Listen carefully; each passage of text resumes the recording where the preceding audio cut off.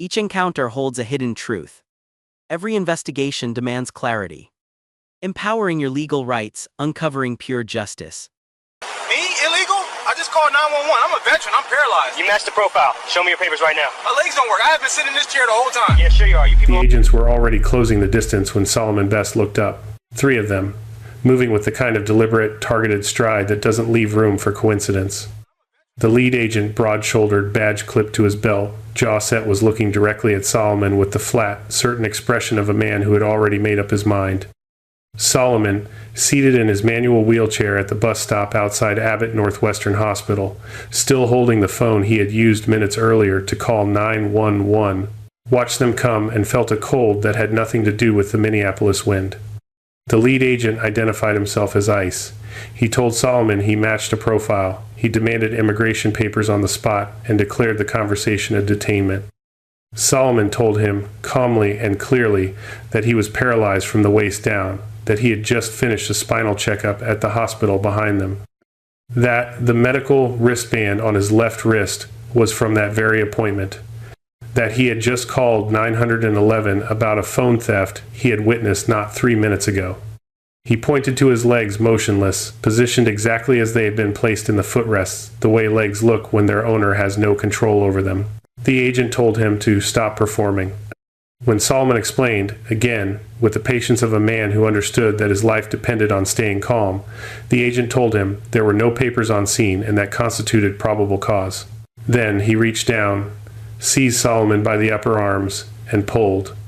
What ICE agent David Goldbridge didn't know what he was about to discover after dragging a paralyzed Army veteran out of his wheelchair and leaving him pinned, handcuffed, face down on a cold concrete bus stop in broad daylight was that his actions were being recorded by no fewer than 12 bystanders with cameras, that Solomon Best was a decorated combat veteran who had lost the use of his legs to an IED blast while serving this country in Afghanistan, that Goldbridge himself had 3 prior internal complaints quietly buried in a personnel file that was about to be torn wide open, and that the wheelchair he had just knocked sideways onto the pavement was not just a wheelchair. It was a witness. Before we go further, what city or country are you watching from? Drop it in the comments right now. We love knowing where this story is reaching. And if you believe a paralyzed veteran should never be dragged from his wheelchair by a federal agent who refused to hear a single word he said, like this video, subscribe. And tell us in the comments what you think should happen to agents like David Goldbridge. Let's get into it. Abbott Northwestern Hospital sits on Elliott Avenue in Minneapolis, a sprawling complex that moves with the particular controlled rhythm of a place where urgency is routine. Ambulances rotate through the emergency bay in steady intervals. Visitors pass through glass doors that never fully stop moving. Staff cross the parking lot in 1s and 2s, heads down against the wind, coffee cups in hand. The bus stop, just outside the main entrance, is a small, ordinary patch of city infrastructure, a shelter, a bench, a painted curb, the kind of place where nothing ever happens, where people simply pass through on their way to somewhere else. Solomon Best wheeled himself through the automatic exit doors at 4:47 in the afternoon, the same time he did every Tuesday. He was 34 years old, a former Army specialist, 2 tours in Afghanistan, a service record that included a commendation for actions under fire during a 2017 patrol outside Kandahar. In 2018, on what was supposed to be a routine perimeter check, an IED detonated beneath the vehicle 2 positions ahead of his.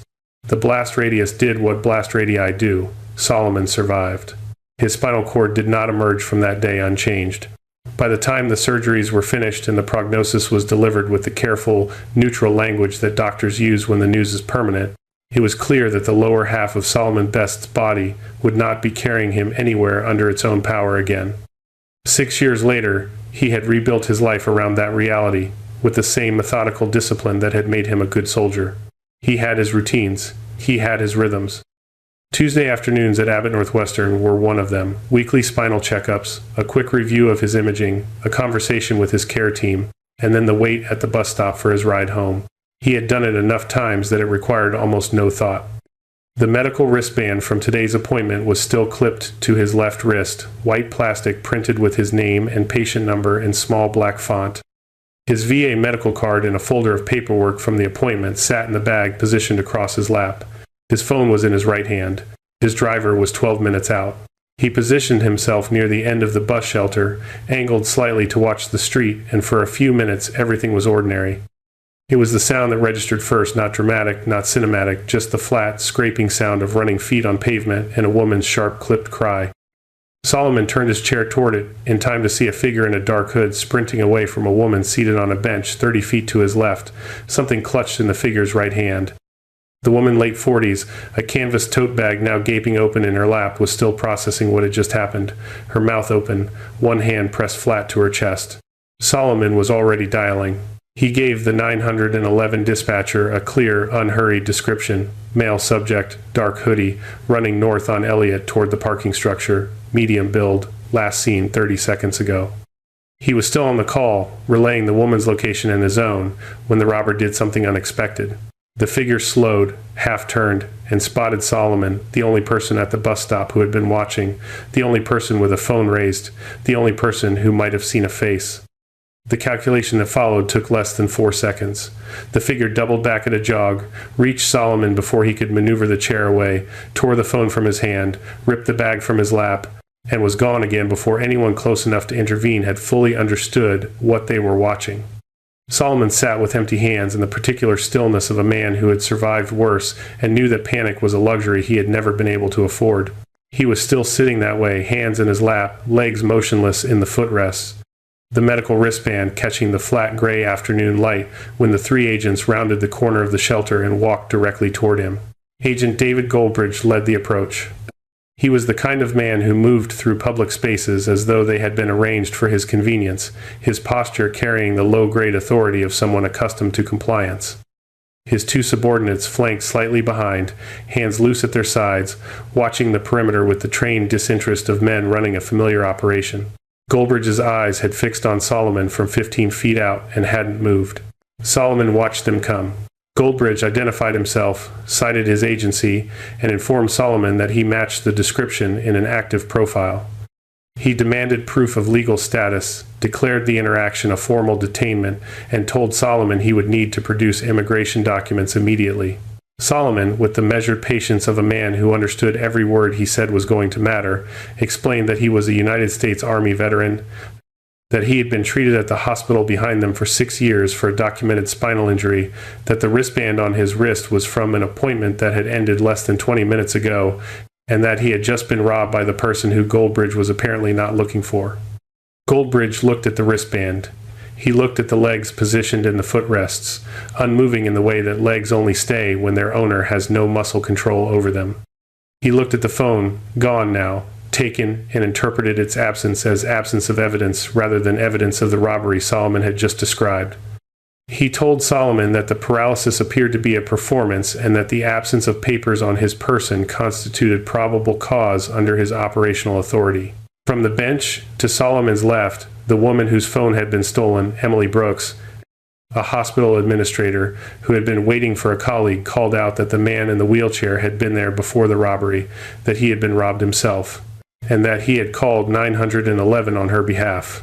Two other bystanders, a young man named Jamal Reed who had been waiting for the same bus, and a woman named Olivia Grant who had been walking past and stopped when she registered what was happening, added their voices to hers.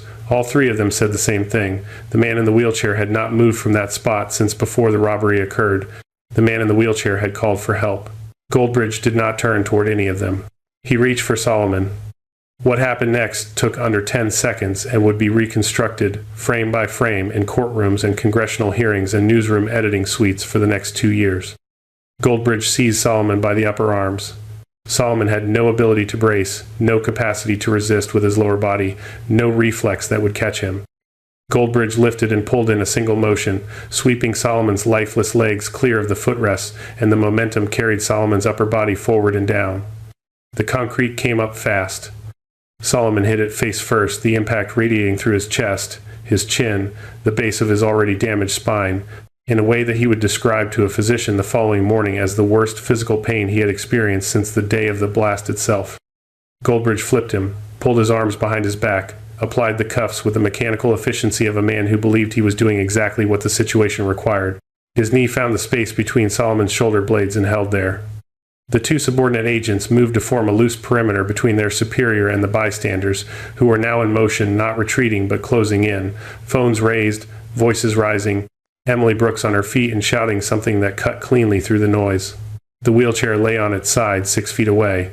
One wheel rotated slowly, making almost no sound, spinning down in the gray afternoon air. Then, from somewhere to the north, the first Minneapolis police siren rose above the ambient noise of the city and began to grow closer. Minneapolis Police Sergeant Marcus Hale had been on the job for 19 years. He had developed, somewhere in the middle of those years, the particular kind of vision that experienced officers either cultivate or burn out without a way of reading a scene in the first 3 seconds that cuts straight through the noise to what is actually happening. He stepped out of his patrol vehicle, took in the overturned wheelchair, the man cuffed on the pavement, the medical wristband visible from 10 feet away, the unnatural stillness of the cuffed man's lower body, and the ring of bystanders with phones raised, and understood immediately that something had gone very wrong before he arrived. He approached Goldbridge first, identified himself, and asked a direct question about the basis for the detainment. Goldbridge gave him the profile, the absence of papers, the probable cause framing. He delivered it with the confident flatness of a man who expected institutional courtesy from a fellow badge. Hale did not offer it. He crouched beside Solomon instead. Solomon, cheek against the concrete, delivered the critical information in the steady, deliberate manner of someone who had long since stopped having the luxury of falling apart under pressure.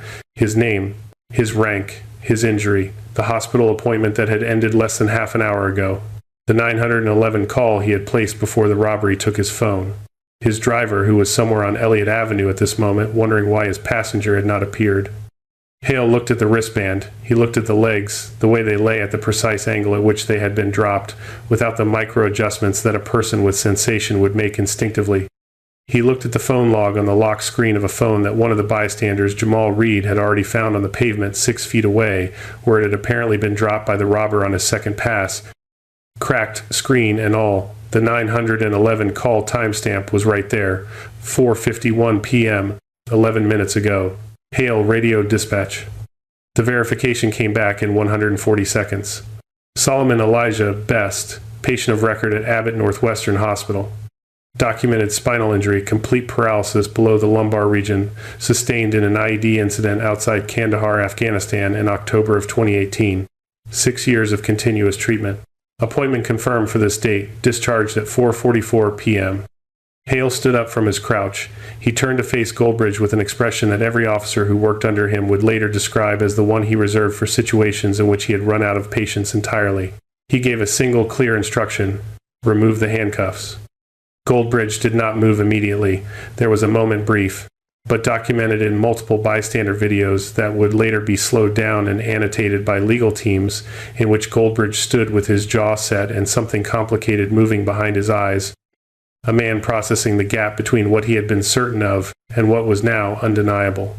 Then he moved, because Hale's instruction had not been a request. Hale personally steadied Solomon as he was helped off the pavement. It took 2 officers and a bystander who stepped forward without being asked to get Solomon back into the wheelchair, which Hale's partner had already righted and repositioned. Solomon sat upright, his wrists marked with the red pressure lines of the cuffs, his chin abraded from the concrete, and for a long moment he simply breathed. The kind of breathing that is not about oxygen but about recalibration, the slow, deliberate work of a man reminding himself that he is still intact, that the part of him that the blast didn't take is still here. As Solomon steadied himself in the chair, rubbing his wrists slowly against the armrests, the scene around him had not quieted. If anything, it had sharpened. Anyone watching this unfold in person, on a phone screen, in the months of coverage that were already beginning to gestate in those uploaded video files, had to ask a version of the same question. Whether the minimum requirement before a federal agent places hands on a human being should be 5 seconds of looking. At the chair, at the wristband, at the legs, at the phone in the man's hand and the call log on its screen. Whether visible evidence of disability should constitute at least a pause before force. If you believe a paralyzed veteran should never be dragged to the pavement before a single piece of that evidence is checked, type justice in the comments. Share this story. Put it in front of someone who makes policy. EMS arrived 4 minutes after Hale's radio call. The two paramedics who stepped out of the unit recognized the nature of the injury immediately from Solomon's description and the hospital wristband, and their examination was careful, precise, and conducted with the kind of practiced respect that medical professionals extend to spinal patients.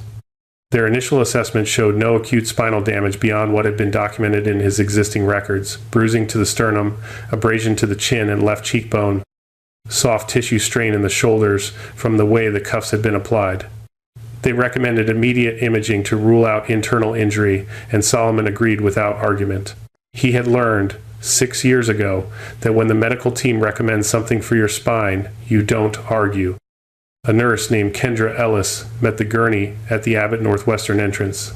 She had been Solomon's primary floor nurse for the past 3 years of his treatment, and she confirmed his patient history to Hale's partner in the kind of direct, immediate terms that left no procedural gaps. 6 years. Every Tuesday. Never missed an appointment. Behind them, at the bus stop, Sergeant Hale was working the scene with the methodical attention of someone who understood that the next several months of legal process were going to depend on what was collected in the next 30 minutes. He secured Goldbridge's body cam storage card in an evidence bag. He took contact information from all 6 witnesses who had been present for the full sequence of events: Emily Brooks, Jamal Reed, Olivia Grant, and 3 others whose names would appear in the initial police report filed before 6 o'clock that evening. He photographed the pavement, the tire marks where the wheelchair had gone over, the scrape marks on the concrete. Goldbridge stood beside his unmarked vehicle with his arms crossed and said nothing. 3 of the bystanders had already uploaded their footage before the EMS unit pulled away.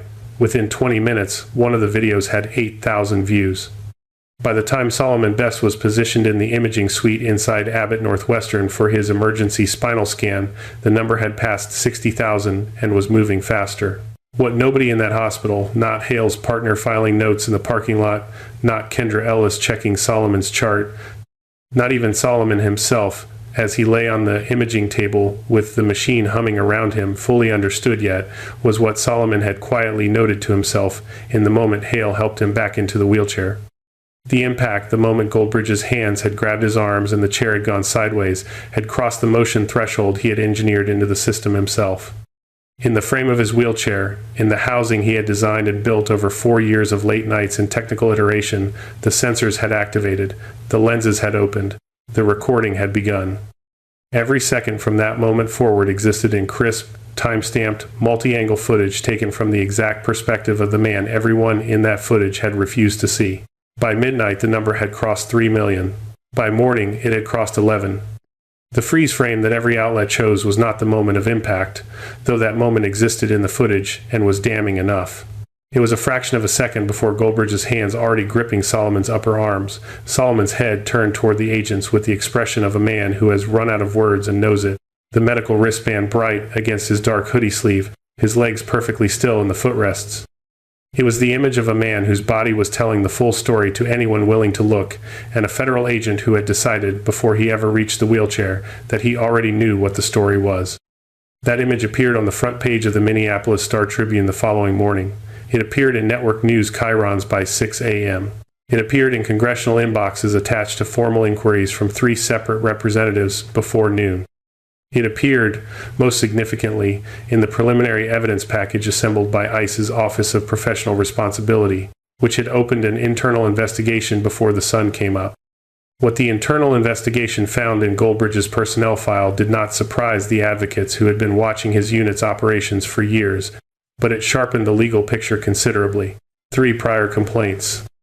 3 separate incidents in which Black and Latino men had been subjected to stops that the complainants described as aggressive, assumption-driven, and unresponsive to clearly presented evidence of legal status.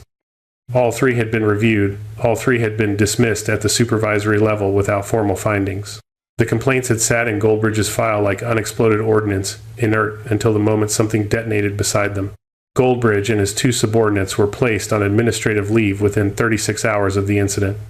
Solomon Best, discharged from Abbott Northwestern the following afternoon with a bruised sternum, a braided cheekbone, and a soft tissue shoulder strain that would require 8 weeks of targeted physical therapy, met with civil rights attorney Victor Lang the next morning in Lang's downtown Minneapolis office.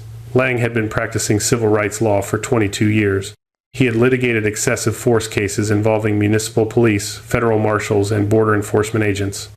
He reviewed the body cam footage, the 6 bystander videos, the 911 call logs, the hospital records, the police report, and the EMS documentation in a single sitting that lasted 4 hours. When he was finished, he told Solomon that in 2 decades of this work, he had rarely seen a case in which the evidentiary foundation was this complete before a lawsuit had even been filed. The federal complaint was filed 6 days after the incident. It named Goldbridge and his 2 subordinates as defendants and alleged excessive force in violation of the Fourth Amendment, willful violation of the Americans with Disabilities Act, false imprisonment, and deliberate indifference to a clearly documented medical condition. It sought compensatory and punitive damages and called for institutional reform within the agency's field operations. The city's legal team requested the full evidence inventory within the first week of the filing. They received the body cam footage. They received the 6 bystander videos. They received the hospital records, the 911 logs, the police report, the EMS findings, the witness statements from all 6 people who had been present at the bus stop. They received all of it, reviewed it, and held a series of internal meetings that lasted collectively 11 days. On the 30th day after the incident, the settlement was announced. $9.1 million. It was structured as a civil settlement, no admission of liability, as these agreements always are, but the number itself was its own admission of something, the kind of institutional acknowledgement that does not require language because the arithmetic is its own statement. It was one of the largest sums ever paid in connection with a federal immigration enforcement action. It came with mandated reforms, disability awareness training required for all field agents before return to active operations, a new protocol requiring documented medical verification before physical force could be applied to any individual presenting visible signs of disability, and quarterly body cam audits in which a designated supervisor would review footage for bias indicators and document their findings in a file subject to independent oversight. Goldbridge and both subordinates were terminated. The evidence review that preceded the settlement contained one item that no one, not the bystanders, not the responding officers, not the EMS team, not Goldbridge himself had known about until Lang's team submitted the full discovery package. Solomon Best had spent 4 years building what he called the Sentinel wheelchair. It had begun as a personal project, the kind of work that a man with long evenings, a background in technical training from his military service, and a reason to feel invisible in public spaces might eventually arrive at on his own. The frame of the chair contained a series of concealed camera housings, each no larger than a pencil eraser, positioned to cover 360 degrees of field of view. The system ran on a custom-built processor Solomon had designed himself, voice and motion activated, with a trigger threshold calibrated to the specific signature of forced physical contact. The moment Goldbridge's hands had closed on his arms, the system had registered the motion profile and activated. Every second of what followed existed in 4 simultaneous angles, each time-stamped to the millisecond, each in resolution sufficient to read the expression on a face at 15 feet. The footage from the Sentinel system showed things that the other cameras, positioned above and to the side, could not show. It showed the exact angle of Goldbridge's grip. It showed the precise moment when Solomon's legs cleared the footrests, and what physics did to them in that moment, the absolute, unambiguous absence of any muscular response that would have been present in legs that worked. It showed the wristband, the parking permits for disabled access in the pocket of Solomon's bag, the VA card visible through the mesh. It showed all of it, from the perspective of the chair that everyone had failed to take seriously, with a clarity that made the bystander footage look like a rough draft. Lang described it to the press as the most complete evidentiary record he had encountered in 2 decades of practice. Solomon used a portion of the settlement to establish the Best Veterans Defense Foundation, incorporated in Minnesota with a national mandate. The foundation's primary program was the manufacturing and free distribution of Sentinel technology to paralyzed veterans across the country, the same system Solomon had built in his apartment over 4 years of evenings, now produced with proper components, proper quality control, and a team of engineers who had reached out to Solomon after the story broke, offering their time without charge. Within the first year of operation, the foundation had equipped 640 veterans in 31 states. Within 3 years, the number had crossed 2,400. Within 5, it had reached 4,200. The ICE reforms were enacted, monitored, and in subsequent independent reviews found to be materially implemented rather than merely announced, which is rarer than it should be. 5 years after a gray Tuesday afternoon at a Minneapolis bus stop, Solomon Best wheeled himself through the automatic entrance doors of Abbott Northwestern Hospital at 4:47 in the afternoon, the same time he always had. The routine was unchanged in its structure: appointment, checkup, imaging review, conversation with his care team, exit through the main doors. The bus stop outside had been fitted the previous spring with a small bronze plaque mounted at wheelchair height on the shelter's support post. The plaque did not use inflammatory language or tell the story in detail. It simply stated that the site had been designated a memorial for the rights of disabled veterans, and that it had been placed there by the city of Minneapolis in recognition that visibility is not a gift, it is a right. David Goldbridge had applied, in the years following his termination, to 43 law enforcement and federal employment positions across 6 states. He had been declined by all 43. Background checks in that field are thorough, and a termination for cause attached to a $9.1 million federal settlement is not the kind of entry that disappears from a personnel record. Solomon rolled past the plaque on his way to the bus stop and did not stop to look at it. He had seen it enough times that it had become part of the landscape, familiar, present, no longer requiring acknowledgement to be real. He positioned himself at the stop, checked his phone, and waited for his ride. The Sentinel system was active, as it always was, watching, as it always did, with the patient, unblinking attention of a thing built by someone who had learned, at great cost, that the world does not always choose to see what is right in front of it. A wheelchair was never invisible. A veteran's word was never a lie. And the quietest man at the bus stop, the one no one thought to take seriously, had been carrying the most powerful lens in the room the entire time. If you like this video, make sure to hit that like button, subscribe, and turn on the notification bell so you don't miss the next story. Share this video with someone who would appreciate it, and let's keep building this community together. And before you go, drop a comment below. I'd love to hear your thoughts on what stood out to you the most. Until next time, stay safe, stay curious, and I'll see you in the next. Fairness is an enduring mission, and insight serves as your safeguard. Thank you for watching and advocating for absolute clarity.